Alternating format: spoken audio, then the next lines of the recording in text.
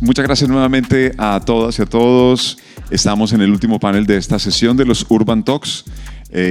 Como Conexiones Creativas, como miembros de la plataforma de Distritos Creativos y Culturales América Europa, estamos felices de que no solamente nos haya cogido el Poblenou Urban District como colaboradores, sino de estar aquí en un espacio que sin duda es icónico para un barrio y para una ciudad. Así que aprovechar también para dar las gracias. A manera de introducción, creo que el panel anterior fue una gran introducción a esta conversación que vamos a tener, pero quiero decir, o más bien aportar dos o tres puntadas adicionales. Primero, una que seguramente es evidente y es el rol que tienen actualmente los distritos culturales y creativos a nivel mundial. Está clarísimo que se han consolidado como motores de gestión, motores para la aglutinación o para la aglomeración de los agentes del ecosistema creativo, pero también motores socioeconómicos y también, hay que decirlo, motores turísticos. Seguramente ese motor a cuatro tiempos o esos distintos tipos de motores es en buena medida lo que genera procesos como los de gentrificación de los que hablaremos. Segundo, reconocer que estamos en un territorio que en sí mismo aquí se encarna una tensión o una negociación entre dos procesos. Un proceso que es el del 22 arroba, un proceso que para los locales es clarísimo, es un proceso que es más top-down, más vertical, más inducido, porque es un proyecto que parte de una iniciativa institucional oficial.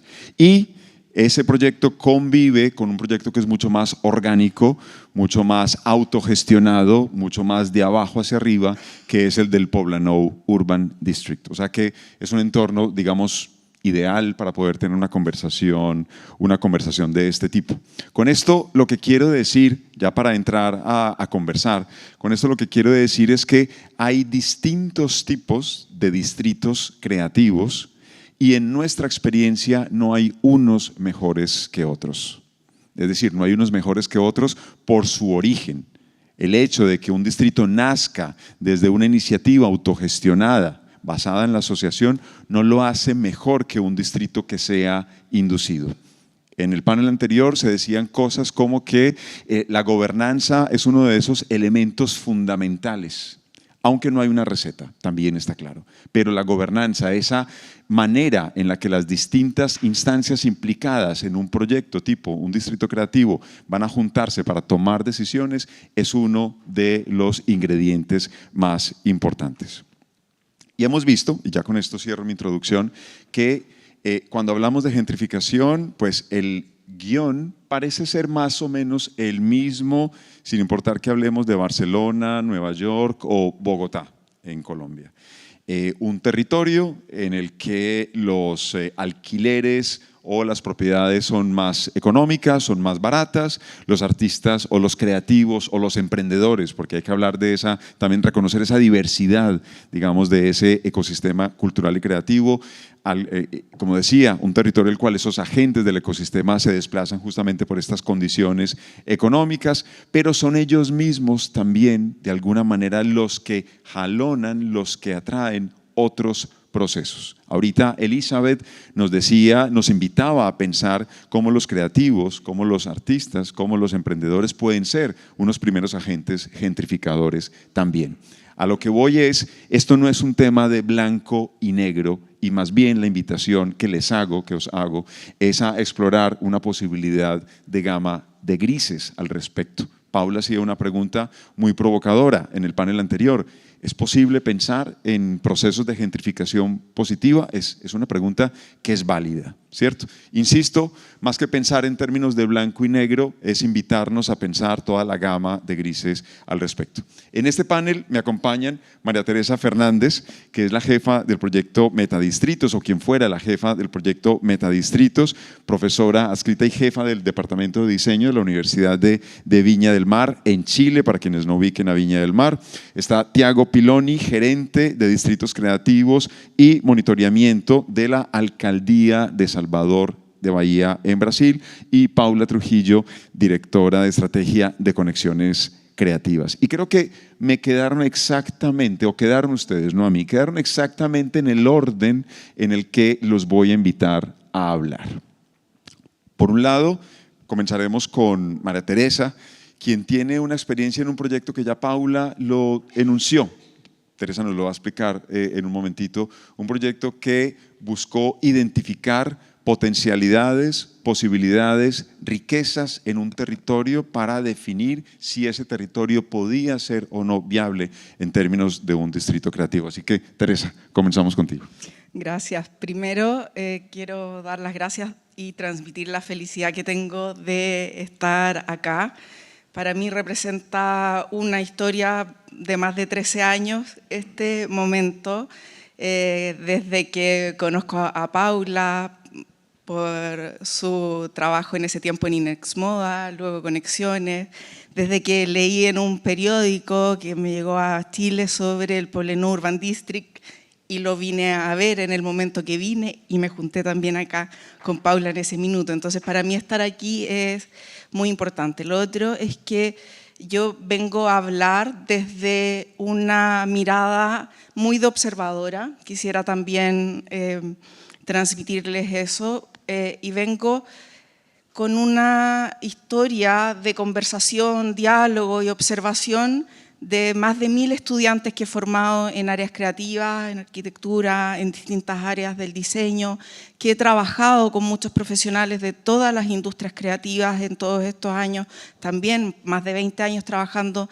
desde la academia, y todos los profesionales que formé en un momento, que hoy trabajan como creativos, y todos los que he compartido en ese camino. Entonces, primero desde ahí, tengo una presentación para mostrar. Bien, gracias. Lo primero, a propósito del tema del panel, quisiera cambiar el concepto de gentrificación a la lugaridad. ¿Por qué? Porque gentrificación, en mi experiencia, genera una actitud en las personas muy reactiva. Me gusta, no me gusta, es bueno, es malo, tengo una opinión muy reactiva. En cambio, la lugaridad es muy activa porque te ubica a ti en un espacio. No eres un agente externo, cuando en la gentrificación igual lo eres, pero el concepto te ubica desde un afecto diferente con los territorios, desde una posición más activa y mucho más reflexiva. Entonces, vengo a hablar de gentrificación, pero desde hallazgos de los distintos proyectos que hemos realizado, que están bajo el paraguas de metadistritos como concepto, que tienen que ver con el estudio de las lugaridades en zonas céntricas de las ciudades de la región de Valparaíso. Primero, yo represento a la Universidad Viña del Mar, trabajo en una facultad que es de Arquitectura, Comunicaciones y Diseño, por lo tanto formamos creativos que van a insertarse después en un territorio y esperamos que tengan un territorio rico, donde quieran permanecer, donde lo quieran construir, que sean agentes positivos en todos los procesos inevitables de cambios en los que van a insertarse y los que van a tener que vivir. Y lo que decía al principio, quiero mostrar una observación desde la reflexión. Nosotros pensamos que estos territorios deben ser ricos, deben respetar los valores que tienen y deben transmitirse los valores. Yo escuchaba mucho en el Mondiacult, que fue una experiencia muy rica haber participado de ella, la importancia y cómo todos los países y todos quienes participaban hablaban de sus propios valores, de su identidad, y finalmente cuando uno habla o cuando uno lee todo este listado terrible de lo que se puede provocar o los temores que hay, claro, es absolutamente real, pero si uno ve lo que esperamos, lo que queremos y a lo que le tenemos afecto, es justamente a los valores, y desde la lugaridad podemos volver a ellos. Y Metadistritos es un espacio de investigación que fue bien anecdótico porque el nombre nace de un proyecto de financiamiento público que tenía un nombre mucho más extenso y muy formato proyecto postulado a un financiamiento. con objetivos, etc. Entonces pensábamos, nosotros muy creativos, dijimos cómo hacer que la comunidad con la que vamos a trabajar, porque vamos a estudiar a la comunidad, se apropia también de lo que estamos haciendo y lo sienta de ellos. Dijimos, coloquémosle un nombre que refleje lo que queremos hacer. Y lo nombramos como metadistritos. Es un espacio para pensar más allá de los distritos. Por lo tanto, nosotros no representamos a un distrito creativo, no construimos directamente un distrito creativo, sino que somos un espacio para pensar, dialogar, buscar encuentros, ir más allá de ello, remirarnos a partir de ese concepto. Lo que sí nos ha sucedido, y yo digo, es como gentrificación desde el lenguaje, que hay en algunas comunidades dicen, no, acá tenemos un metadistrito. No, es un distrito creativo. La nueva palabra de moda. La nueva palabra de moda va a ser metadistrito. Ya no soy un distrito, soy un metadistrito. Exactamente. Bueno, dentro entonces de este proyecto y lo que permite hacer el estudio que voy a mostrar, este es el nombre, Metodología para detectar potenciales distritos creativos para incrementar el desarrollo de las economías creativas. También lo que decía Elizabeth en el panel de antes es muy importante para nosotros, que la industria creativa genera mucho desarrollo, está efectivamente presente en nuestra región, tiene muchas empresas creativas, está muy cerca de la capital y tiene sitios patrimonios, hay una riqueza importante. Sin embargo, no está integrada, más que reconocida, porque reconocida se habla de industria creativa y de industria cultural, pero no está integrada a las otras industrias. O sea, existe la industria creativa y cultural, que la ve el Ministerio de las Culturas, las Artes y el Patrimonio, y está la industria que la ve el Ministerio de Economía. ¿Ya? Entonces, también ahí existe una disociación que es el resultado de una realidad que no entrar a juzgar ella. Este es un proyecto entonces que busca estudiar cómo los distritos creativos pueden ser un motor de intersección entre la industria creativa y cultural y el desarrollo económico.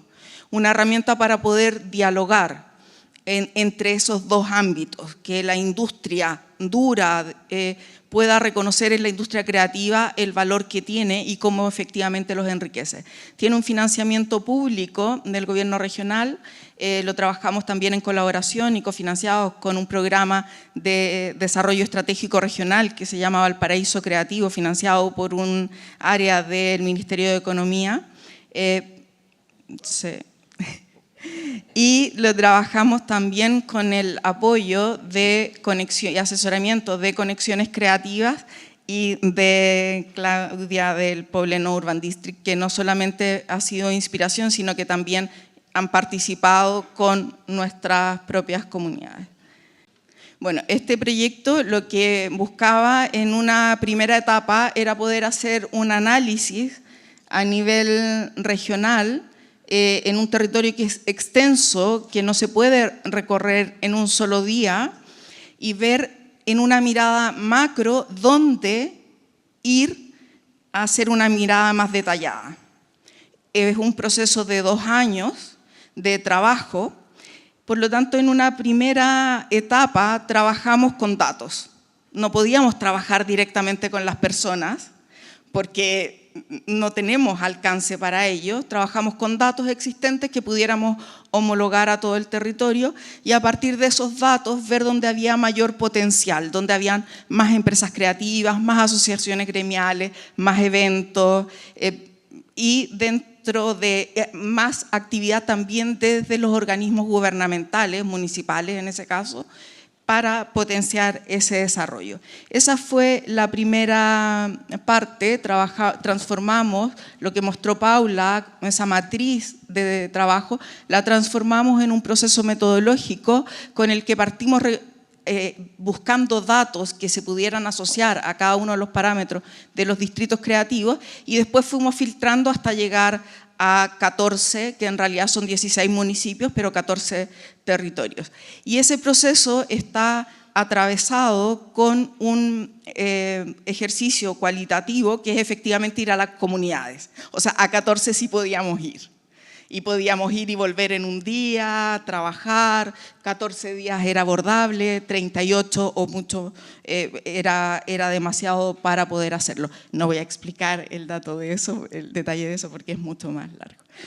Y esas 10 fases que fueron de trabajo, que partió con lo cuantitativo y lo cualitativo, nos hizo regular indicadores que nosotros lo podemos compartir con otras instituciones, que es parametrizar y valorizar cada uno de los parámetros. Por ejemplo, cuando nosotros partimos trabajando, uno de los elementos más importantes era si es que existían eventos.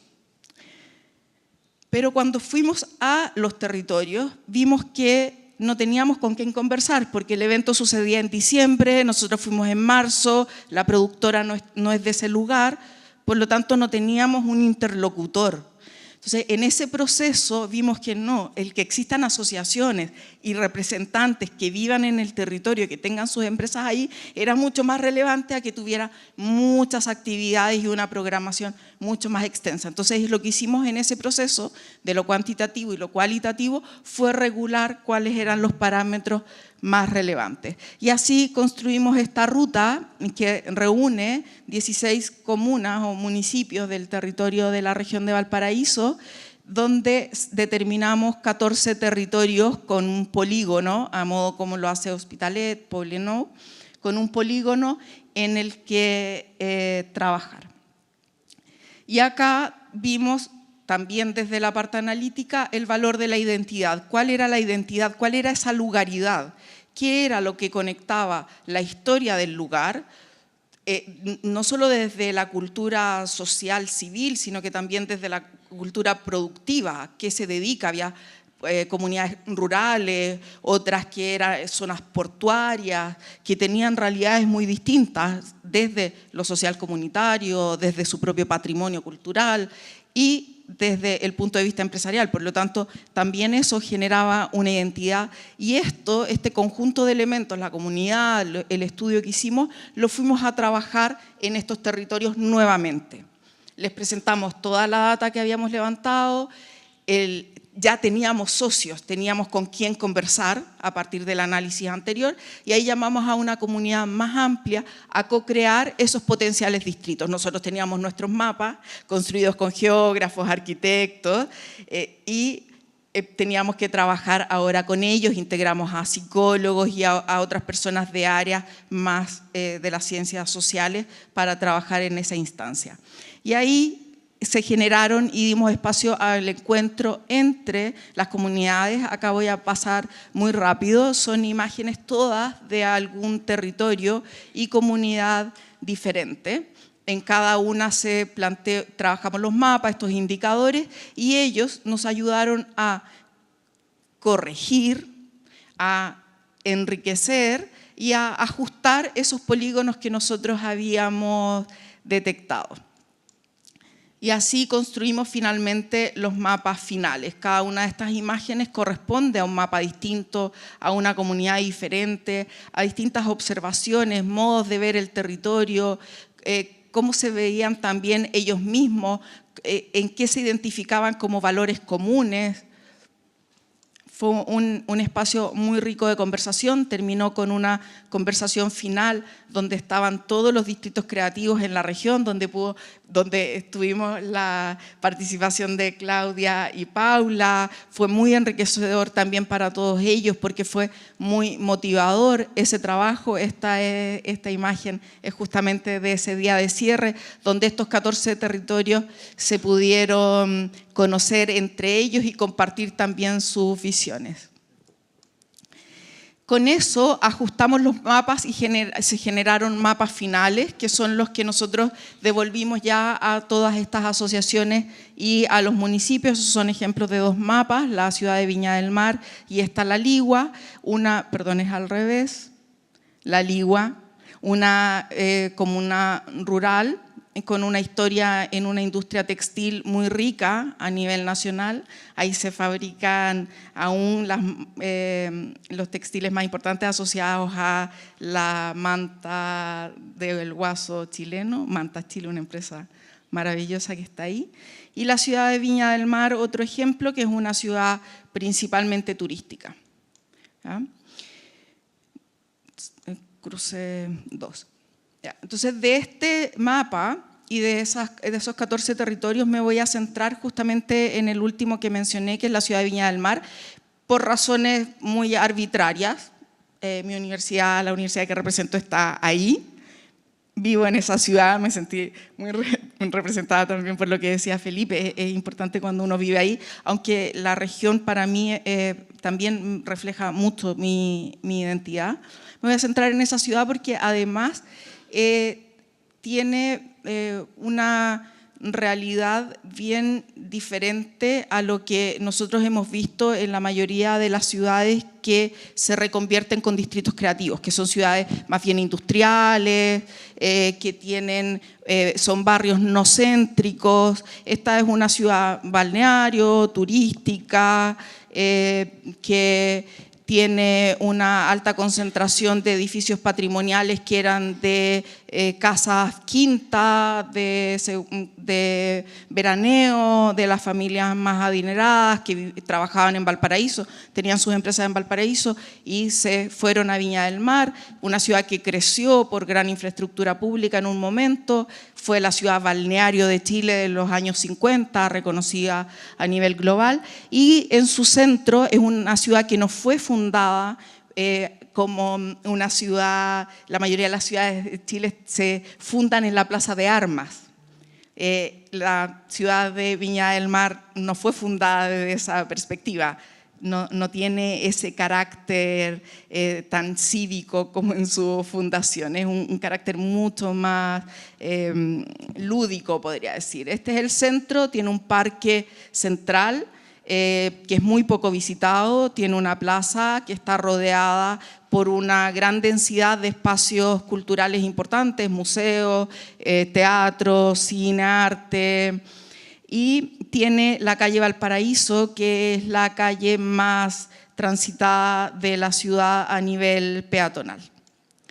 Entonces esta ciudad se ve así, ciudad balneario, ese es el Palacio Vergara, que es un museo municipal. Este es el Festival de Viña del Mar, que es el festival de la canción más importante del país y que atrae miles de visitantes en el periodo donde se hace, en el mes de febrero. Sin embargo, no existe una industria musical en la ciudad. O sea, existe un gran festival referente a nivel nacional, se transmite en México, en muchos otros países, sin embargo, no está asociado a una industria creativa. Entonces, tiene una realidad como ciudad bien interesante, tuvo una calle con artistas, pero hoy la pregunta es ¿cuál es ese lugar? ¿Cuál es la lugaridad? El centro está saturado de venta ambulante.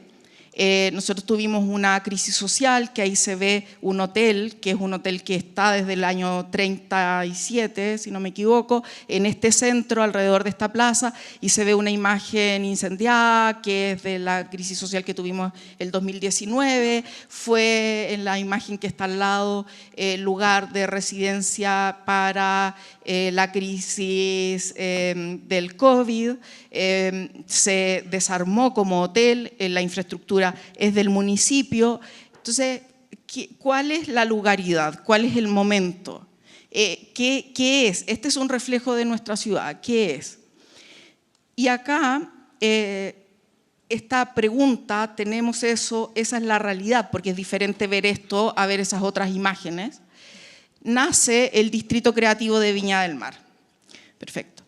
Y lo toma, nosotros hacemos esta provocación, lo toma el municipio y la comunidad como un distrito de innovación que busca la Corporación de Innovación Municipal, que busca construir efectivamente este distrito. Se crean políticas de gobierno a propósito de los hallazgos de este proyecto que busca fomentar territorios y ya ahora trabajar más específicamente en ellos como territorios creativos con foco en el turismo, y ahí efectivamente ese temor se hace presente, pero hoy día es una política que se está empujando. Hoy existe un proyecto de continuidad que acaba de comenzar, que lo lleva nuestro partner en el proyecto que antes mostraba, que es de Valparaíso Creativo, que trabaja en el desarrollo de algunos de estos territorios.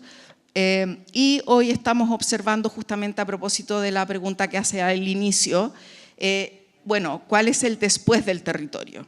Nosotros como universidad en este momento nos hemos retraído, estamos trabajando con estas universidades, estos otros territorios, estamos aportando el conocimiento que tenemos en ellos y estamos observando qué es lo que sucede, cómo podemos aportar y qué nuevos proyectos podemos crear ahí.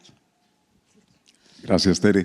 Una pregunta, digamos, en un proyecto que, como el de Metadistritos, está un poco en la antesala de lo que puede ser un distrito creativo. ¿Qué les ha dejado este ejercicio en términos de cuál puede ser la utilidad de la data, de esa data que ustedes levantaron en esta investigación para fortalecer, empoderar a las comunidades de cara a una de las situaciones más problemáticas que sucede con la gentrificación, que es la expulsión o bien de los habitantes originarios o bien de los creativos que le dan ese carácter y esa entidad, que le otorgan ese ADN al distrito o territorio? Sí. Hay dos, de la pregunta, que creo que hay dos elementos importantes. La data nos permite validar que ahí existe un potencial. La data es lo que nos da una herramienta de convencimiento para poder atraer a los públicos privados a conversar primero. Respecto a la gentrificación, todos los lugares en los que nosotros estamos trabajando, por ejemplo, voy a hablar específicamente de Viña del Mar, es un centro comercial, el origen de ese lugar, y hoy día tiene una vacancia comercial tremenda. Entonces, existe un proceso donde se fueron, y en gran parte de estos 14 territorios lo que ha sucedido en este centro es que se fueron. Entonces, el momento de la gentrificación es el que nosotros necesitamos que vuelva, pero que vuelva con lugaridad. Por eso es lo que decía al inicio, la importancia de los creativos, que tenemos la capacidad y la necesidad por perfiles. Yo una vez le escuché a un sociólogo y lo encontré espectacular, que decía que las personas que estudiaban carreras creativas eran por naturaleza personas desconformistas. Por naturaleza, o sea, por naturaleza tú estudias algo creativo porque crees que algo está mal. Entonces, creo que lo encontré súper cierto, lo encontré muy positivo, y creo que la apuesta tiene una mirada diferente. Más que el temor de la gentrificación per se, es cómo mantenemos la lugaridad para que exista una gentrificación positiva, que es un poco el cuestionamiento de si hay gentrificación positiva o no. Entonces los datos permiten dialogar, nos dan poder para trabajar con la comunidad. La realidad es un proceso de gentrificación en muchos de estos lugares vacíos. Valparaíso, el Centro Patrimonio UNESCO, es un lugar que tiene una vacancia comercial y de oficinas muy, muy alta. La gente se fue de ese lugar para vivir. Por lo tanto, el estado en el que estamos del proceso de gentrificación en muchos de estos lugares es ese. Volver con lugaridad. Ahí ya nos queda una idea que creo es valiosa y vale la pena subrayar. Más adelante, y igual si tenemos un poquito de tiempo, volveremos a ella. Tiago, los distritos creativos en el mundo está claro que son agentes de revitalización urbana, de revitalización económica, muchos tipos de revitalización. Cuéntanos, Salvador de Bahía, cómo está enfrentando su proyecto del Distrito Creativo, un proyecto del que ya Felipe nos dio algunas puntadas, y sobre todo cómo ustedes desde el lugar, desde el quehacer de pensar las políticas públicas para un territorio, están enfrentando esta situación o están afrontando la posibilidad de una posible gentrificación en el territorio. Gracias. Me voy en sí, gracias Conrado, gracias Paula, Conexiones Creativas, a Claudia y bueno, gracias a María Teresa que está aquí con nosotros, a Metadistritos, por recibirnos. Bueno, antes quería hablar un poco más de Salvador, que es la cuarta ciudad en población en Brasil, tiene 2,5 millones de personas, entonces una gran ciudad, no es una ciudad industrial, sino que es una ciudad que vive de servicios y comercio. Y el barrio en el cual Felipe empezó a hablar, que es comercio, donde estamos creando, esta palabra crear es un poco complicada, pero donde plantamos la semilla del distrito creativo de comercio, es un barrio de Porto, portuario, y es como su nombre mismo lo dice, es un barrio donde solo había comercios. La ley municipal le prohibía a tener habitaciones para vivir. Entonces, ¿qué pasó? Que en los años 60 tuvo su mayor desarrollo y después de los 70-80 la alcaldía desplazó ese centro administrativo y económico para fuera de la ciudad, cerca de 20 kilómetros de distancia, porque la intención era que la ciudad creciera para allá, para este lado. Entonces, lo que vimos fue un abandono de ese centro, de Sequer, que es un lugar de centro histórico de ciudad que tiene edificios hasta de 200 años, 250 años, 100 años, sino también más modernos, de los años 50 y 40, que quedaron abandonados en su mayoría a lo largo de estos 20, 30 años.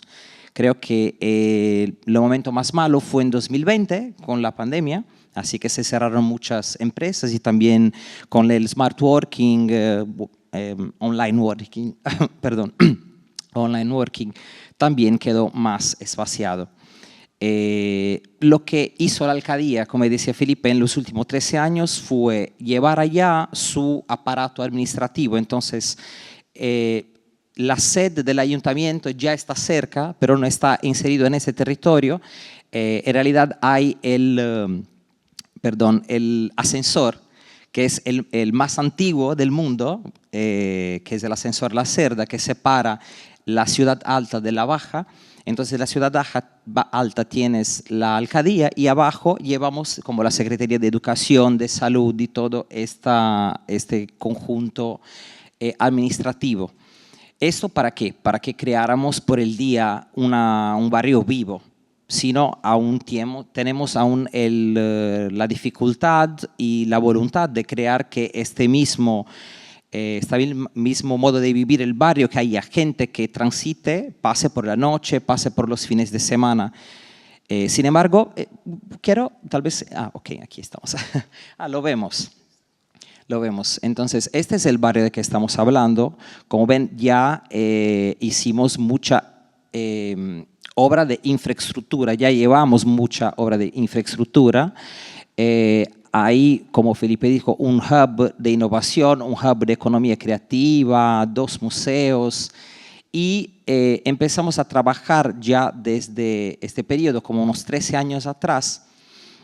También, claro, estos equipamientos culturales y museos fueron pensados, sí, claro, para el turista, sino también que para los locales. ¿En qué sentido? Somos una ciudad donde la cultura afrodiaspórica es muy importante, entonces la Casa de las Historias, por ejemplo, que es en el mismo edificio donde funciona nuestra Secretaría de Cultura, se defiende y lo es de verdad un centro de interpretación cultural, desde donde la gente, por ejemplo, que trabaja ahí como mediador, es gente de periferia que hace una formación, una calificación, y también por la forma que elegimos para contar la historia de la ciudad. Entonces, por ejemplo, está inserido en casas, en edificios que fueron coloniales, de familias que fueron muy importantes en el periodo de la esclavitud, sin embargo, que construyeron aquellos edificios explorando la esclavitud de otras personas. Entonces, esta no es la historia que queremos contar. Entonces ahí vamos a contar, por ejemplo, en Casa de las Historias, de las historias de este barrio, lo que pasó a lo largo de 200, 250 años, cuáles son los desafíos actuales y también, claro, hablar un poco de nuestra historia afrodiaspórica en las exhibiciones que pasan a lo largo del tiempo. Déjenme ver que, bueno, aquí hay un poco de imágenes. Entonces aquí son las galerías, tenemos la Ciudad de la Música, que es un museo con más de 700 horas de contenido. ¿Ustedes lo conocieron? Tenemos la Galería del Mercado Modelo, que era la antigua aduana. Entonces allí era de verdad el puerto de la ciudad y se comunicaba con el exterior, el interior también de la ciudad y del estado de Bahía. Déjeme ver. ¿Qué hay más aquí? Bueno, esta es la escuela que aún está en construcción, que es un gran complejo de música y artes, que va a tener calificación y formación en música y también una sala de conciertos. Bueno, vamos a ver si... bueno, es lo mismo que le mostrará Felipe. Ahí pueden ver que hay como un área verde que divide, es como una falesia, ¿cómo se dice eso?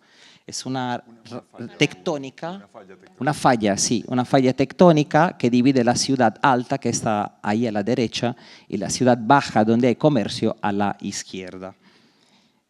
Vamos a ver, para que no me pierda, solo un rato. Entonces, sí, lo que quería decir que trabajamos como en el tejido urbano con infraestructura y nos dimos cuenta en los últimos años y principalmente en este último periodo, que hacía falta que trabajáramos también el tejido social, ¿no? Entonces, ¿quién son los agentes que están en este territorio? Y no sé si esa fue una buena, si elegimos bien eso, pero no hicimos un mapeo tan bueno así como Metadistritos antes de empezar este proceso. Entonces, sí, claro, intentamos a involucrar todos los que estaban y están en ese territorio, desde agentes artísticos, desde emprendedores, restaurantes, ¿qué más? Los museos que ahí están, nosotros que somos de la alcaldía, otros órganos públicos también.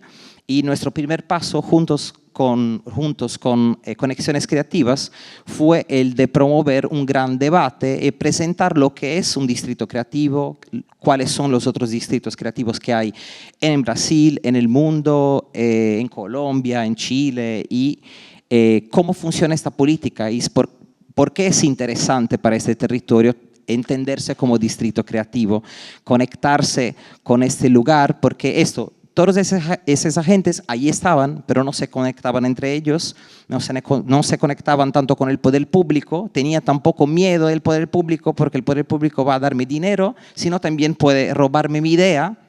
Había un poco de esa idea.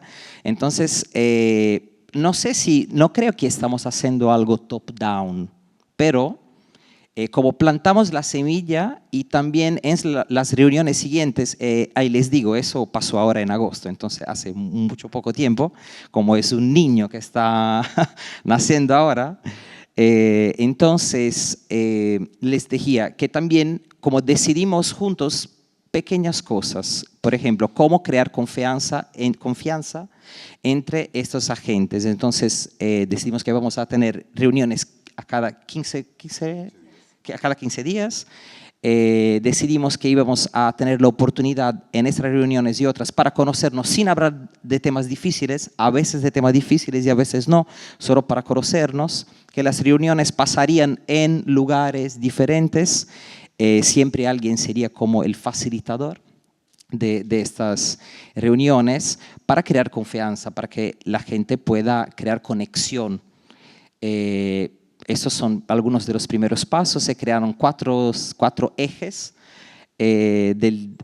para empezar el distrito, en lo cual son grupos de trabajo, uno de comunicación, otro de gobernanza, uno de comunidad y la comunidad y comunicación interna y externa, en fin.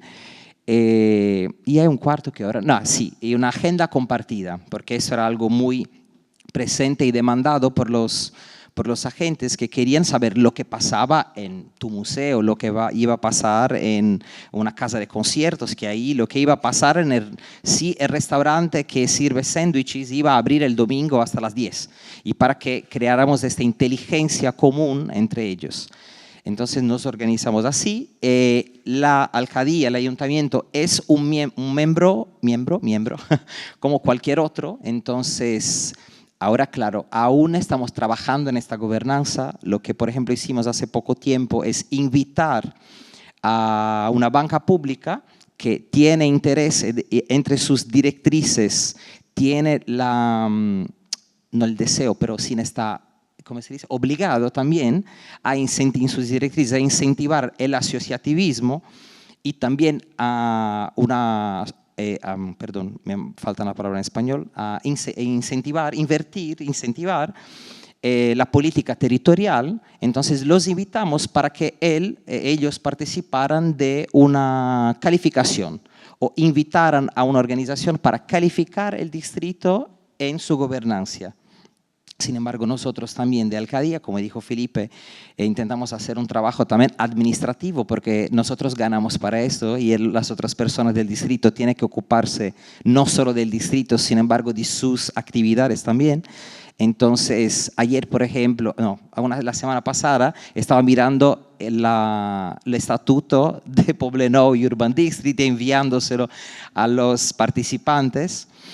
Pero lo increíble para nosotros es que este territorio que se quedó como vacío urbanamente y donde hay mucha gente que va a trabajar por el día y después se va, con esta provocación de la conferencia que duró 3 días y fue increíble, con todos los ejemplos desde Valparaíso, Viña del Mar, Italia, Colombia, y también a través de un workshop de co-creación, involucramos a 35 personas que están comprometidas y que están siempre yendo a las reuniones, participando, y eso para nosotros es nuestro, ¿cómo se dice?, reto. Es un reto que tenemos que reconocer. Pero ahora, conectándonos un poco más con el tema, Corrado, si quieres puedo continuar con el tema de la gentrificación, sí.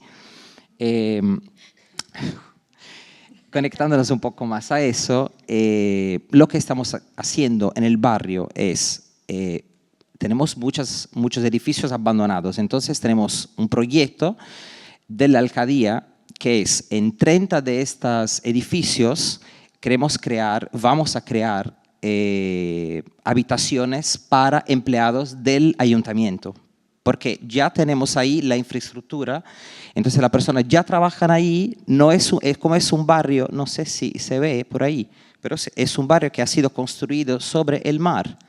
Entonces no hay la posibilidad, por ejemplo, de crear aparcamientos abajo.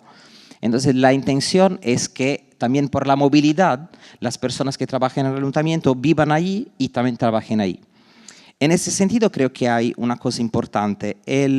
Las habitaciones van a ser financiadas, entonces un financiamiento ahora en Brasil, creo que aquí también dura entre 15 a 30 años. En este periodo no puedes revender tu habitación, tu piso, pero aquí es piso, habitación es solo, tu piso, no puedes revender. Entonces eso tal vez es la garantía que por un periodo no haya la especulación inmobiliaria en estos inmuebles. Creo que tenemos también un mapa para mostrarles, porque la dividimos como geográficamente. Aquí hay un mapa, pero es un mapeo que hicimos de los inmuebles para saber lo que hay ocupado, lo que está libre y esos son los elegibles, los que están en azul. Aquí está. Entonces tenemos esa región que es la roja. En esta región es donde vamos a tener las habitaciones para servidores, trabajadores de la alcaldía. Después tenemos una región que es azul, a donde vamos a tener habitaciones populares. Entonces vamos a construir casas que van a tener un valor más bajo y que van a permitir que también en este barrio viva gente que no tiene tanto poder adquisitivo. Y vamos a tener una región que es como de libre investimiento inmobiliario. Entonces la idea, y un otro reto también importante, es que en estos edificios, la parte de abajo, que no sé, aquí es planta baja, ¿sí? La planta baja va a ser de comercio y no va a ser venta. Vamos a alquilar, la idea es alquilar. Claro que esto puede cambiar mínimamente, no está todo aún, es un proyecto que estamos empezando a ponerlo a tornarse realidad, pero en la planta baja vamos a tener actividades, claro, panadería, lavandería, pero también vamos a dedicar un mínimo a actividades de economía creativa, y ahí, bueno, tenemos que discutir esto también con el distrito creativo, y entonces no sabemos aún cómo vamos a dividir, pero la idea es esa, para que también, para no excluir, para incluir más que excluir. Esa es una de las actividades, una de las ideas. Genial. Te hago una pregunta antes de dar la palabra a Paula. En un distrito que existe en Johannesburgo, en Sudáfrica, es un distrito más inducido, es un distrito detrás del cual existe o está un empresario que ha querido revitalizar un territorio y se encarga él mismo y su equipo de la curaduría, es decir, de la selección de todos los proyectos comerciales, artísticos o culturales que habitan el territorio. Un poco, seguramente desde su perspectiva. Él no habla de lugaridad, pero lo que está buscando es un poco eso, ¿no? Generar una comunidad, cohesión y coherencia. Ustedes se han planteado esa pregunta con respecto a la parte comercial, terminabas con eso, esa planta baja habitada por un sector comercial que es importante, mucho más en un barrio que se llama Comercio. ¿Se han planteado la necesidad y o posibilidad de curar, de comisariar, digamos, esa... Es exactamente esto que aún no está definido, y creo que también esto es, nosotros creemos que un lugar también importante de un distrito creativo sea esta relación también de diálogo, de reivindicación con la alcaldía. Bueno, nosotros, por ejemplo, ahora tenemos un evento que se llama Viver Salvador Comercio, que Felipe les mostró un video. Entonces, lo que hicimos es, nosotros en alcaldía tenemos el compromiso de hacerlo todos los meses. De ser un evento regular para atraer los habitantes de la ciudad, sino que turistas que ya están ahí en ese territorio. Entonces, lo que proponemos al distrito es que ellos hagan parte como de una curaduría. Entonces, recién, por ejemplo, le enviamos un formulario para hacer un mapeo mejor ahora y también para entender cuáles son sus propuestas para esto. Y también para que el evento sea algo sostenible a lo largo del tiempo, porque la alcaldía, bueno, ahora estamos nosotros, no sé si yo y Felipe vamos a estar ahí en 3 años, 4 años, entonces, o 5, 10, no sé. Entonces, para que ellos también entiendan que es la oportunidad de crear negocio en este barrio, y después, si la alcaldía no va a hacer más, ellos pueden seguir con este evento, con otros, hacer los fines de semana. Esta inteligencia que nos gustaría que si yo tengo una hamburguería, que pueda saber si mi vecino va a tener un show, si puedo saber si puedo hacer descuento para quién va el show. Entonces sí, esas son pequeñas cosas, pero entender también el distrito como este lugar de confianza y de intercambios también con el poder público en un lugar un poco menos institucional. Entonces yo siempre digo, cuando estoy en las reuniones, que sé que van a leerme como institucional, pero que yo en alma también estoy como persona física y no en institución, porque le doy mucho crédito y acredito en este proyecto y en esta política para la transformación territorial. Ya Felipe se reivindicó como un ciudadano, no solamente como un funcionario público, así que creo que lo entendemos perfectamente. Y tomo la idea de confianza con la que terminaste para conectar con Paula Trujillo. Paula no solamente hace parte de Conexiones Creativas, como ya lo saben, sino que Paula dirigió el que fuera el primer distrito creativo de la ciudad de Medellín. Y Paula ha planteado en muchas ocasiones que su rol principal dirigiendo las primeras etapas de ese distrito fue justamente la creación de confianza. Paula. Gracias, Conrado. Voy a ir rápido y además quiero entrar directo al tema de la gentrificación. No quiero evitar esta conversación. Hablo como la responsable del Distrito de Medellín entre 2018 y 2019 y los sitúo rápidamente. A mano izquierda ven ustedes una foto de este territorio, 62 hectáreas ubicadas en pleno centro de Medellín, en una ubicación estratégica entre el río, la vía principal al aeropuerto, etcétera, que aunque estaba ubicado estratégicamente por algún motivo, seguía siendo un barrio prioritariamente industrial. Estando aquí en Barcelona en 2017 me invitan a volver a Medellín para diseñar y gerenciar ese distrito creativo y me identifico mucho cuando Elizabeth dijo ahora eso fue un lienzo en blanco, ¿cómo no aceptar el reto? Para mí fue exactamente eso, un lienzo en blanco, ¿cómo no aceptar el reto, volver a mi ciudad a diseñar y gerenciar el distrito creativo? Una zona además con particularidades muy especiales. Es una zona que tenía retos de prostitución importante y red de microtráfico de drogas. Es decir, era un territorio exigente, digamos ya en Medellín.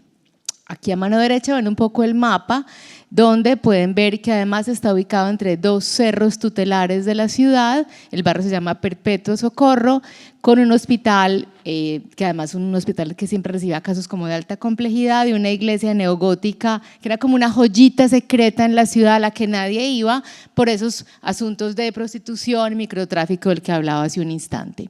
Pues me invitan a volver a la ciudad, a diseñar, a imaginar lo que debía ser este distrito creativo. No me está pasando la diapositiva. Ya, ahora sí pasó.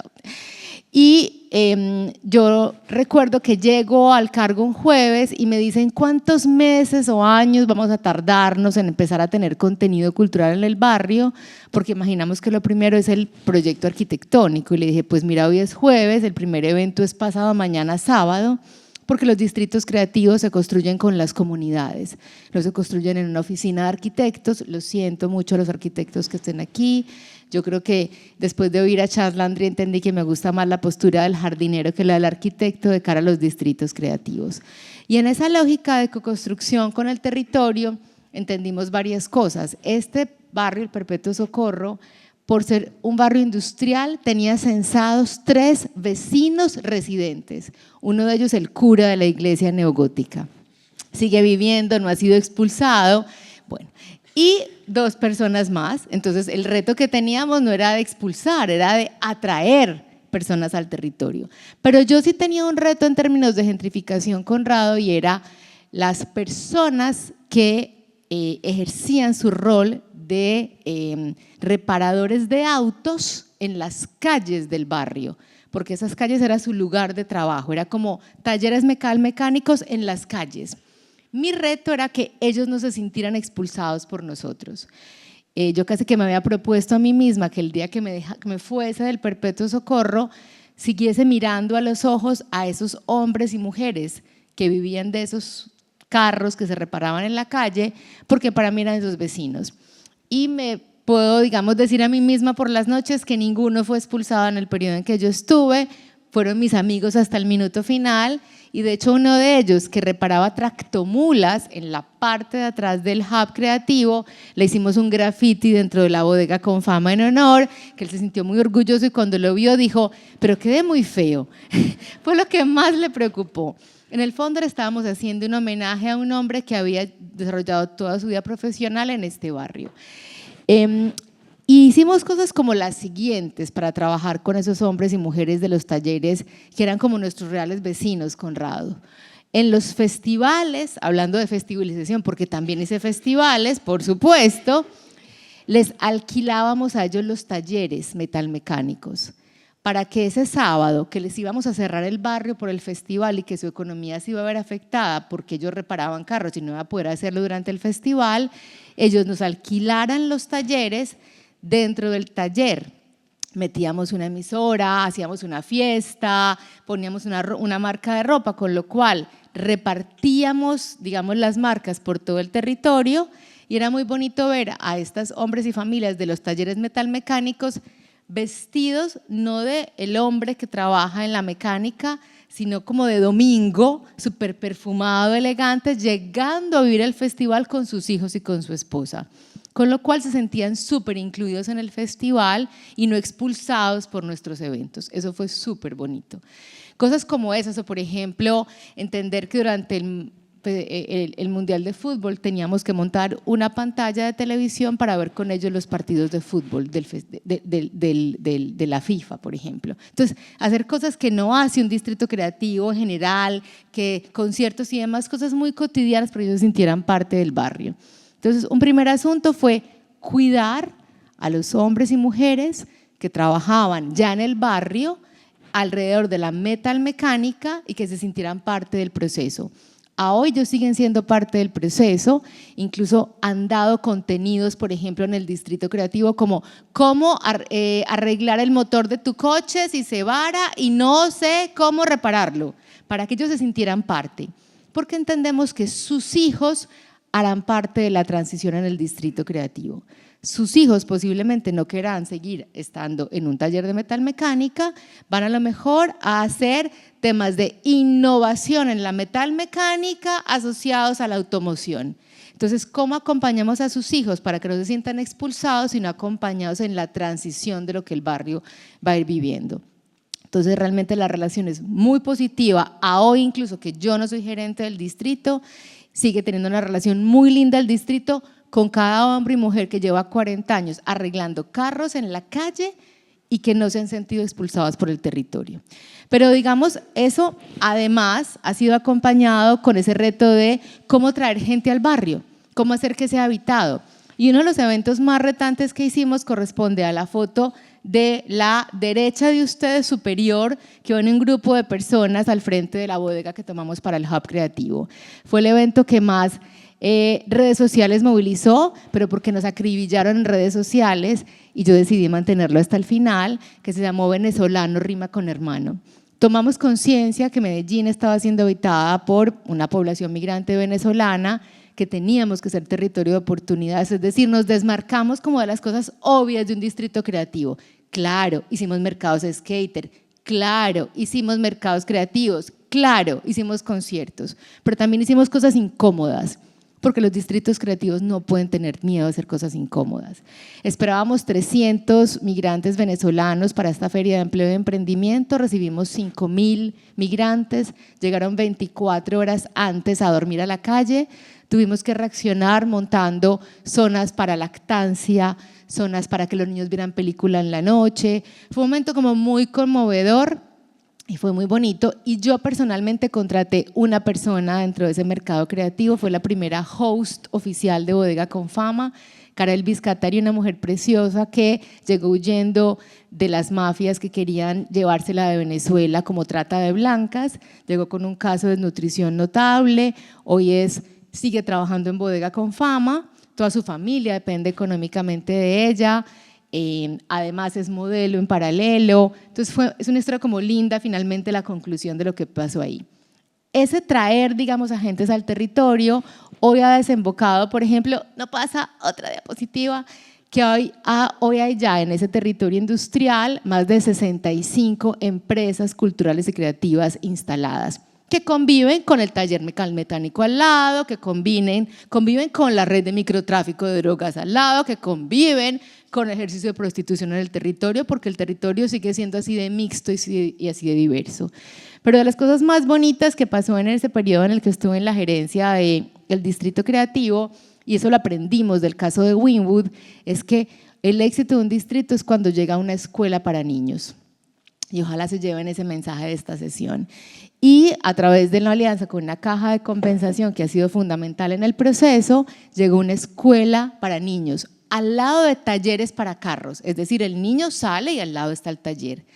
Pero el asunto de que empiecen a llegar niños al territorio se convirtió en una obsesión en términos de que las familias llegaran, porque los distritos creativos no pueden ser solo para creativos, su uso tiene que ser mixto y cuanto más mixto mejor, porque cuando sucede la pandemia los que salen de noche son las familias, cuando hay una pandemia son las señoras las que compran el pan a la esquina, no el creativo que a lo mejor está en casa y que no puede salir. Entonces, el uso mixto del distrito es otra manera de evitar esa, comilla, gentrificación. Y la última, y si me ayuda, es que en todo caso, en el barrio, en ese reto de que lleguen moradores, ahora vive un nuevo reto y esto es fresquísimo. Una imagen tiene un mes y la otra la saqué de ayer. Esta zona industrial ya era cara, es decir, ya es costoso el metro cuadrado por su uso industrial. Hay muchos retos para reorganizar los polígonos dentro del distrito por la tipología de propietarios, con lo cual no había sido fácil que empezara un proceso de vivienda para el territorio. Esta caja de compensación, que es como una especie de fundación La Caixa, para que se hagan una idea, aquí a Barcelona, decide hacer el primer proyecto de vivienda y ese es el render del primer proyecto de vivienda. Y la pregunta que nos hicimos en su momento es si existen las figuras de las viviendas de interés social, las VIS, ¿por qué no crear las VIC, las viviendas de interés creativo? De modo que en vez de venderla, la alquiles y de esa manera cuides que quienes lleguen pues no generen todo un tema, digamos, de beneficio financiero, sino que realmente dejes a la clase creativa y cultural viviendo. Yo intenté por todas las vías evitar esta altura de edificios, porque además me gustan más, es una decisión personal, los proyectos, digamos, o los barrios de alturas más humanas, pero resulta que Medellín, para quienes no lo conocen, es un valle ultra estrecho, conurbado además, y este lugar es el último trozo plano que le queda al valle de Medellín, con lo cual financieramente se hizo imposible que no fuese un edificio en altura. Lo interesante es que va a convivir al lado con la nueva versión de Bodega con Fama, ese hub creativo que les mostré, donde hicimos los mercados de skater y demás. Ahora tiene una sede preciosa que Felipe conoce, etcétera, y al lado la mitad del lote se ha destinado ya para este proyecto, que además se vendió en una semana. Ya está completamente vendido todo el edificio, lo diseñó el mismo arquitecto Emerson Marín, con quien diseñamos Bodega con Fama, y ahora empieza esto. Y yo termino solamente con una pregunta que me queda, porque Conrado, lo que ustedes ven a la izquierda que dice el Perpetuo Socorro de Medellín entre los barrios más cool del mundo, salió esta semana. La famosísima revista Time Out, desde Londres, cada año elige los 20 barrios más cool del planeta. Ya he elegido a barrios de Medellín y termina siendo como el beso de la muerte. Es como que te va bien, pero luego tú prepárate porque vendrá cuesta abajo. Entonces por eso tengo como un sinsabor aquí, y como ya no soy la gerente, pues puedo ser más políticamente incorrecta. Tengo un poco ese sinsabor, porque ya elegí a un barrio en Medellín que se llama Provenza, el de la canción de Karol G, y luego ahora Purification total. Luego elegí a Laurel, es un barrio precioso desde el punto de vista urbanístico, espectacular. Lo eligió hace 2 años y acaba de elegir esta semana al Perpetuo Socorro como el barrio número 15 más cool del mundo. Entonces estoy un poco asustada. En Medellín están muy felices, pero yo estoy un poco asustada de este beso de la muerte. Así que hay gentrificación, Conrado, en este caso, positiva si se quiere, como repoblar un barrio que además es plano y eso es oro en Medellín, pero también como haber cuidado a los hombres y mujeres que viven del negocio metalmecánico, de los chatarras, etcétera, en el barrio, para que no se sintiesen expulsados, sino que sus hijos quieran quedarse bajo un enfoque más innovador. Voilà, eso es el caso del que fui gerente. Gracias. Te iba a hacer justamente esa pregunta y era cómo te posicionabas o cómo veías, digamos, el hecho de que el Perpetuo Socorro haya sido escogido el barrio número 15 más cool del mundo en este momento, pero la respondiste ya directamente. Ahí, Elizabeth en el panel pasado dijo algo que me lo apunté por acá, y es: la gentrificación es un tema urgente porque tiene que ver con la sobrevivencia. Creo que señala, digamos, un riesgo importante que hay, que enfrentamos o enfrentan quienes trabajamos o trabajan gestionando, dirigiendo, colaborando con distritos creativos y culturales. Y la sobrevivencia de un distrito tiene que ver sin duda también con la vitalidad, la salud del ecosistema cultural y creativo, ¿cierto? Son finalmente ellas, ellos, quienes le dan el ADN, quienes le otorgan el sabor específico que puede tener un distrito cultural y creativo. ¿Cómo desde la investigación, la data o las universidades, como desde el lugar de las políticas públicas, como desde el lugar de la gestión que genera confianzas entre comunidades, vecinos, pero también entre los tomadores de decisiones, cómo podemos proteger o estimular o cuidar? Claudia hablaba del cuidado, la necesidad del cuidado, la ética del cuidado. ¿Cómo podemos cuidar a esos ecosistemas creativos y culturales? Sí, yo creo que el rol de la universidad es… nosotros como universidad tenemos una ventaja, que no rendimos cuenta política en el sentido de que no tenemos periodos.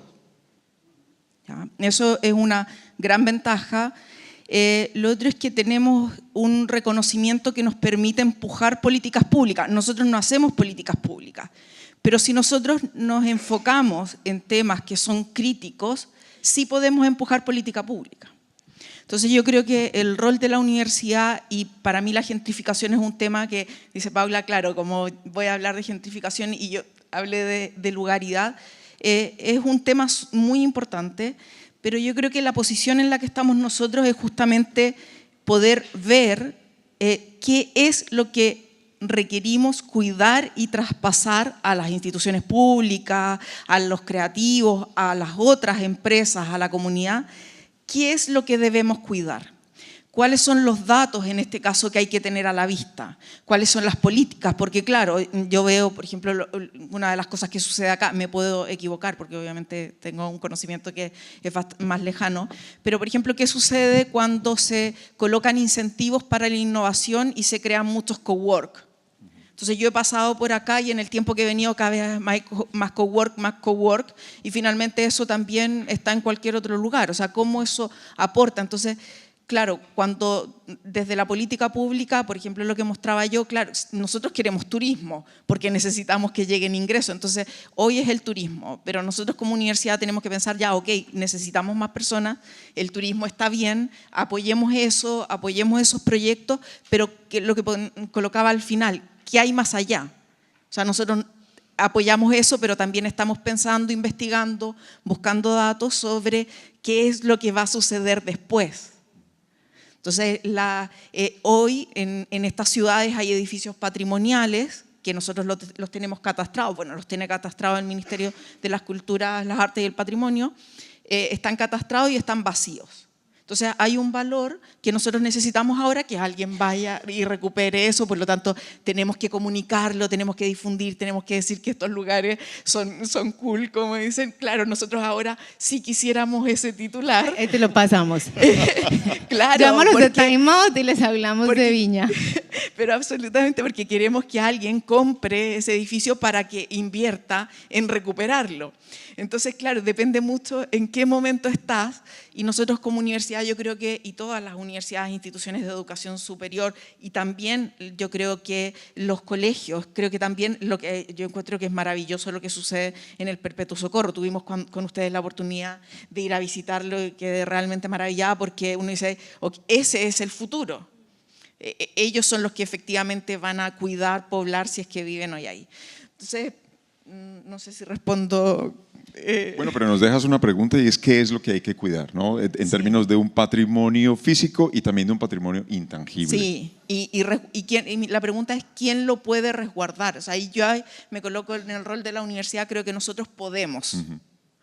Creo que la institución pública, las empresas, las asociaciones tienen que vivir. Yo veo a Claudia trabajando bastante extenso. Incansablemente. Pero absolutamente. Entonces tú dices, bueno, pero ¿quién? O sea, tú decías, a mí me pagan, bueno, yo tengo un trabajo administrativo que puedo hacer porque estoy en ese lugar. O sea, yo también estoy en un lugar en el que puedo hacer eso, que los creativos, la comunidad en general y las instituciones públicas no pueden por su rol natural. Bueno, y en Conexiones Creativas hemos aprendido que las universidades tienen un lugar inevitable en cuanto a señalar eso que es lo que hay que cuidar. Es decir, creo que ustedes, por ese rol que tienen de observar desde la reflexión o reflexionar desde la observación, que igual puede funcionar en ambos sentidos, creo que ustedes tienen un lugar inevitable en ese ejercicio de señalamiento, de orientación con respecto a lo que hay que cuidar. Gracias, Tere. Tiago. Sí, voy a aprovechar porque es perfecto. En realidad tenemos lugares complementarios en ese sentido, porque lo público también es eso, lo de oír y dar una respuesta a la sociedad, ¿no? Entonces, en ese sentido también del patrimonio que decías, lo que pasamos, voy a traer más una vez el ejemplo de Distrito Creativo de Comercio, eran los edificios de la iniciativa privada que eran patrimonio ya tombado pero abandonados, porque a la iniciativa no le interesa ahora hacer nada con eso. Le va a interesar en 20 años, claro, cuando quede un distrito, ¿cómo es el título? Barrio más cool. El barrio más cool de Salvador, de Bahía, del mundo, wow. ¿Entiendes? Entonces sí, lo que la alcaldía ha dicho, no vamos, ¿qué podemos hacer para que no pase eso? Bueno, podemos obligarles, porque no le están dando un uso social a este inmueble, que si no hacen nada en 3 años, los vamos a pagar por ese inmueble, los vamos a tomar y vamos a hacer las habitaciones. Por ejemplo, esta es una respuesta, pero claro, una reflexión y tal vez una autocrítica sea tal vez de escuchar más, conseguir ser más efectivos.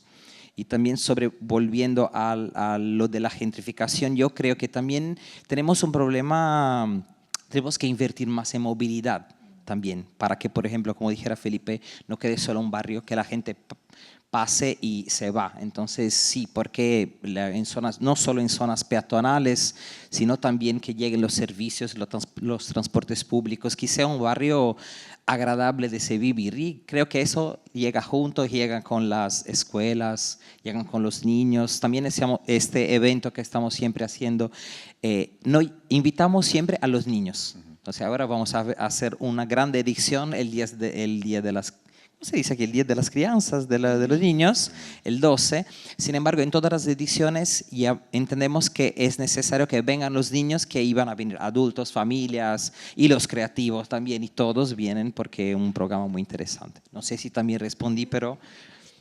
Creo que hablas de la posibilidad y la necesidad de pensar el espacio público o de repensar el espacio público y más bien de pensar lo público, ¿no? ¿Qué es lo público en un distrito creativo? Que es tanto físico como intangible, que es tanto mortero y adobe como otra cosa que está más en el intersticio de los edificios y en el intersticio de lo urbano. Paula. Pues yo me quedaré con dos verbos que además hoy se citaron: cuidar, lo dijo Claudia, y profesionalizar, que lo dijo Elizabeth. Y voy a citarlo con ejemplos concretos de cosas que hicimos. Cuidar, por ejemplo, significa que cuando era gerente del distrito hicimos una pequeña fiesta de Navidad para los vecinos y mi prioridad fueron los hombres y mujeres de los talleres metalmecánicos. Entonces se sintieron como valorados, como puestos en valor. Cuidar fue que cuando este hub creativo nos lo entregaron blanco, perfecto, como este lugar, a mí me parecía que le faltaba alma y logré que nos autorizaran pintarlo como quisiéramos. Y yo no quería ser la curadora del lugar porque ese era un lugar como muy pretencioso, un poco como el arquitecto con el distrito. Entonces lo que hicimos fue que invitamos de manera pública a todos quienes quisieran ir a intervenir el espacio. Prioritariamente fueron hombres y mujeres de los talleres metalmecánicos con sus niños y fue muy bonito verlos llegar a grafitear. Entonces ese lugar perfectamente blanco vivió unos 8 meses grafiteado con lo que cada persona que fue quiso pintar y nadie dijo esto sí, esto no, era un lugar para todos. Y eso fue muy especial, que se sintieran como que su talento también era puesto en valor, creo que era significativo. O cuidar fue, por ejemplo, despedirme el día que renunció a la gerencia del distrito creativo del hombre que arreglaba tractomulas detrás de nuestra sede con el mismo cariño del primer día y que nunca en un año y medio, por ejemplo, grafitearan la sede o que hubiera momentos de inseguridad que en ese barrio se podía haber prestado. Entonces, haber sido como un buen vecino, creo que fue una manera de cuidar. Y profesionalizar, creo que Elizabeth lo dijo, la manera más interesante de evitar que el talento cultural y creativo que hace posible un distrito sea mañana expulsado es fortaleciéndolo, para que sea más fuerte, sea más capaz, tenga más mercado. Y eso, digamos, es lo que hace Conexiones Creativas, y es que hoy llevamos 16.000 emprendedores culturales y creativos, como María Paula, acompañados y formados en nuestros programas, para que María Paula no solo sea una gestora del distrito, sino que en 15 años no se vea expulsada de Marinilla, porque su empresa tiene cada vez más herramientas para ser sólida, para crecer, para ser un dinamizador económico al que no van a poder quitarle su local, porque ella y su familia están cada vez más profesionalmente preparados para gerenciar su proyecto. Así que cuidar y profesionalizar. Muchas gracias.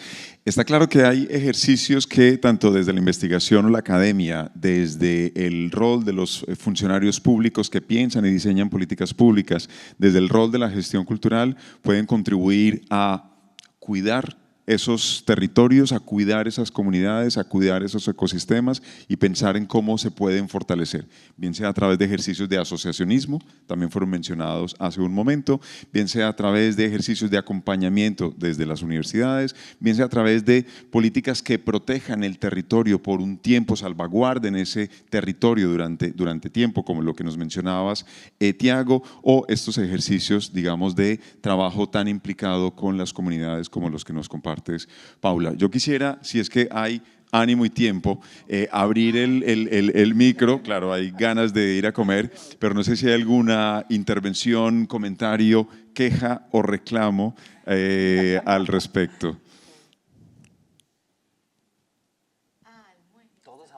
Todos hambrientos. No hay una fórmula.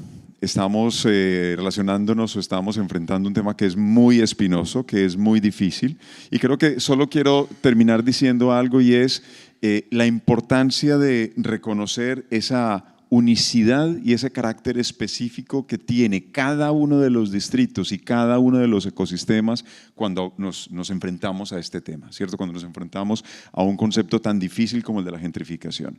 Puede que hayan unos procesos con un relativo control y regulación como el que se está proponiendo en Salvador, que a lo mejor hay que buscarle otro nombre. Creo que Teresa y Metadistritos ya nos da una posibilidad, y es, en vez de hablar de gentrificación, hablar de lugaridad, ¿no? Hablar de cómo esos nuevos habitantes pueden sentirse dueños apropiados de ese lugar. Pero lo que quiero decir, insisto, es un tema difícil y hay que pensarlo desde la perspectiva de las características únicas y distintas que tiene cada uno de estos territorios.